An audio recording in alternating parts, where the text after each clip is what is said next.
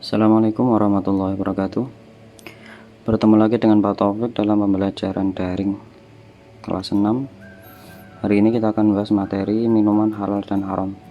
Melanjutkan pembahasan kita tentang kemarin. Kalau kemarin kita membahas tentang makanan, sekarang kita membahas tentang minuman.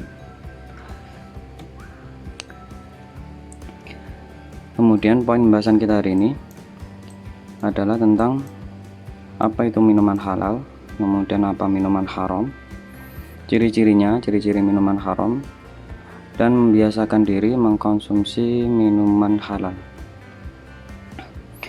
4 pembahasan untuk hari ini. Langsung saja sebelum dimulai, marilah kita berdoa terlebih dahulu supaya Allah memudahkan segala urusan kita, termasuk belajar kita hari ini. Berdoa mulai. Cukup? Seperti biasa, jika kalian ingin mengirit kuota, silakan rubah resolusi video ini menjadi 240p atau 360p. Jika kalian sudah banyak kuota, ya nggak perlu dirubah. Kemudian buku LKS, maaf ini salah. Silakan dilihat di LKS tentang bab minuman halal, minuman haram. Saya kurang tahu halaman berapa. Silakan dibuka. Lanjut.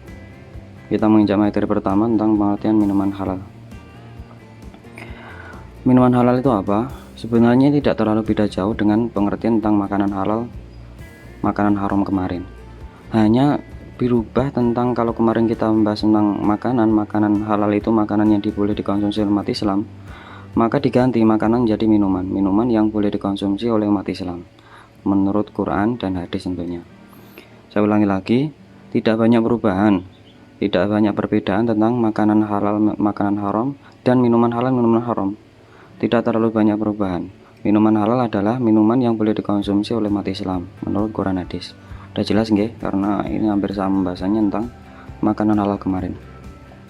Contoh es teh, kopi, susu, dan sebagainya ini adalah contoh dari makanan halal. Dalilnya, wa yuhillu lahumut thayyibat wa yuharrimu 'alaihimul khaba'its. Dan Allah menghalalkan bagi mereka segala yang baik dan mengharamkan bagi mereka segala yang buruk. Memang nggih, segala yang Allah halalkan ini baik untuk diri kita. Dalam artian, kalau makanan itu haram hukumnya, maka berarti makanan itu memang buruk untuk kita. Entah itu makanan tersebut atau minuman tersebut itu membahayakan kesehatan kita, tubuh kita, akal kita, ataupun melemahkan rohani kita. Ini dalilnya tentang minuman halal. Sudah paham nggih pengertiannya? Nggak terlalu banyak pembahasan untuk hari ini. Kemudian selanjutnya minuman haram, kebalikannya. Kalau minuman halal tadi yang boleh, sekarang yang tidak boleh. Minuman haram adalah minuman yang tidak boleh dikonsumsi oleh umat Islam menurut Quran dan hadis. Contoh alkohol, kemudian darah hewan, kemudian es teh curian dan sebagainya, akan kita bahas nanti ciri-cirinya. Dalilnya sama, wa yuhillu lahumut thayyibat wa yuharrimu 'alaihimul khaba'its. Dan Allah mengharamkan bagi mereka segala yang buruk. Jadi memang perkara yang haram ini benar-benar buruk untuk diri kita. Jangan sampai kita mengkonsumsi makanan atau minuman yang haram. Selain itu adalah sebuah maksiat. Minuman haram, makanan haram ini juga akan membahayakan tubuh kita. Coba bayangkan, darah itu haram untuk dikonsumsi, baik diminum maupun kemudian dibekukan, digoreng, namanya dideh. Itu haram karena dalam darah itu mengandung banyak bakteri. Ketika darah itu sudah keluar dari tubuh, di luar tubuh itu langsung tempat favoritnya bersarangnya bakteri. Bayangkan kalau kita minum kemudian ataupun kita makan, ini akan membahayakan tubuh kita, makanya hukumnya haram.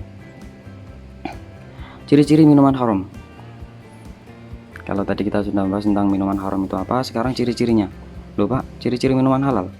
Nggak perlu, kita cukup membahas tentang minuman haram, maka selain minuman haram berarti halal, gitu nggih. Ciri-ciri minuman haram, makanan haram bisa diketahui dari ciri-ciri berikut.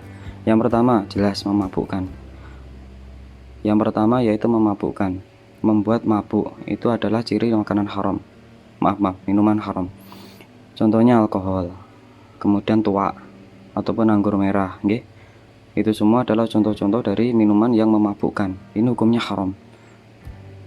Dengan dalil bahwasanya kalau orang itu minum alkohol atau minum perkara yang memabukkan, khomer. Perkara memabukkan itu namanya khomer. Kalau orang itu mengkonsumsi khomer, maka ibadah dia tidak diterima selama 40 hari. Bayangin, kalian sholat, ngaji, 40 hari tidak diterima. Kemudian yang kedua, mengandung najis. Yang kedua adalah mengandung najis. Jadi minuman yang mengandung najis hukumnya haram. Contoh alkohol. Loh Pak, kok alkohol lagi? Tadi mabukkan katanya. Iya, selain alkohol itu mabukkan, alkohol itu juga najis. Alkohol, kemudian darah hewan, tentu nggih, susunya anjing. Jadi segala hal yang berkaitan dengan anjing itu hukumnya najis, termasuk susunya juga. Kemudian es teh yang kemasukan najis. Es teh itu kan suci. Tapi kalau sudah kemasukan najis, contoh kemasukan kotoran cicak, maka hukum es teh tadi menjadi haram. Yang ketiga adalah ciri-ciri minuman haram yang ketiga, membahayakan tubuh. Segala yang membahayakan tubuh itu hukumnya haram. Contohnya minuman yang sudah kadaluarsa. Begitu juga alkohol. Alkohol ini membahayakan tubuh. Coba kalian cari di internet, alkohol itu menurut dokter manapun tidak boleh dikonsumsi karena membahayakan tubuh, merusak pikiran. Pangkal keburukan itu alkohol, khomer. Kemudian yang keempat, cara mendapatkannya tidak halal. Ini sudah kita bahas di tentang minuman, makanan halal haram kemarin. Segala sesuatu yang didapatkan dengan tidak halal maka tentu mengkonsumsinya tidak boleh. Contoh es teh curian, kalian ke warung kemudian minum es teh tapi tidak dengan bayar, itu kan namanya mencuri, itu hukumnya haram. Es jeruk yang dibeli dari uang hasil korupsi, atau kalian membawa uang kas sekolahan, kalian tidak izin ke anak kelas, kalian pakai uangnya, itu kan namanya korupsi. Untuk membeli es jeruk, untuk membeli mentol, itu hukumnya haram. Nggih, paham nggih? Ini hampir sama dengan makanan halal haram kemarin. Ciri-cirinya juga sama. Pokoknya minuman, makanan yang memabukkan, mengandung najis, membahayakan tubuh, kemudian cara mendapatkan tidak halal ataupun cara mengolahnya tidak halal, itu hukumnya menjadi haram. Selain itu insya Allah semuanya makanan halal. Paham betul? Paham nggih? Jika ada pertanyaan silakan bertanya di nomornya Pak Taufik. Dibuka 24 jam.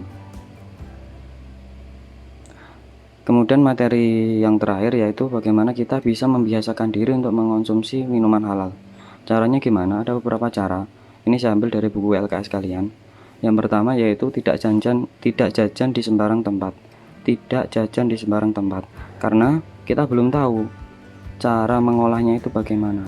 Contoh mungkin kita pergi jauh dari rumah nggih. Kemudian di tengah jalan kita menemukan pentol, kita mau beli. Kita kan nggak tahu asal pentol itu dari mana. Memang sih dalam fikih itu ketidaktahuan itu dimakfu. Tapi kita kan tetap memasukkan sesuatu hal yang tidak tahu asalnya. Iya kalau itu asalnya sehat. Kalau asalnya enggak, contoh pentolnya itu berasal dari tikus, sedangkan tikus itu berasal dari got. Got itu kan perkara yang kotor. Tikus konsumsinya perkara kotor itu otomatis tidak menyehatkan kita, memperburuk kesehatan kita. Nah makanya cara yang pertama yaitu kita tidak jajan di sembarang tempat. Jajan di tempat-tempat yang memang kita tahu, atau di dekat rumah kita dan sebagainya. Lebih baik tidak jajan, malah kita makan di rumah, makan makanan yang dimasak oleh ibu itu jauh-jauh lebih baik dan menyehatkan. Yang kedua, meneliti label halal. Kita harus teliti nggih. Mungkin di Indonesia insya Allah hampir 100% makanan itu semuanya ada label halalnya. Nanti kalau kita ada di luar Indonesia, di luar negeri, itu perlu kita teliti banget, karena ada labelnya, ada yang enggak gitu nggih. Yang ketiga, cara yang paling mudah yaitu kita mengkonsumsi air putih. Air putih itu insya Allah dimanapun asal itu tidak curian itu hukumnya halal nggih. Tidak ada air putih yang hukumnya haram, karena air putih itu selain menyehatkan, murni, dan hukumnya halal. Yang keempat, mengurangi minuman yang mengandung perasa, pemanis, pengawet, pewarna. Selain ini agar kesehatan kita terjaga, dan itu juga menjaga kita dari perkara-perkara yang haram, karena perkara yang haram itu termasuk salah satunya adalah perkara yang membahayakan tubuh. Wah nyorete bablasan piye. Paham nggih? Insyaallah ya. Nanti kalau ada pertanyaan ditanyakan di nomor Pak Taufik. Tugas seperti biasa, kalian akan mengerjakan CPT dengan kode yang terpampang di layar video. Silakan dicatat untuk kelas 6A ini untuk kelas 6B bawahnya. Oke, dimasukkan ke ujian CBT. Silakan disalin tokennya, kemudian dimasukkan ke ujian CBT. Terima kasih. Jangan lupa belajar, tetap di rumah aja, tidak perlu keluar jika tidak ada kepentingan, nggih. Sekarang masa pandemi, jaga kesehatan benar-benar, jaga makanannya, jaga minumannya, jangan makan minum sembarangan. Dan jangan lupa sholatnya dijaga. Oke, terima kasih. Sampai ketemu lagi di lain kesempatan. Assalamualaikum warahmatullahi wabarakatuh.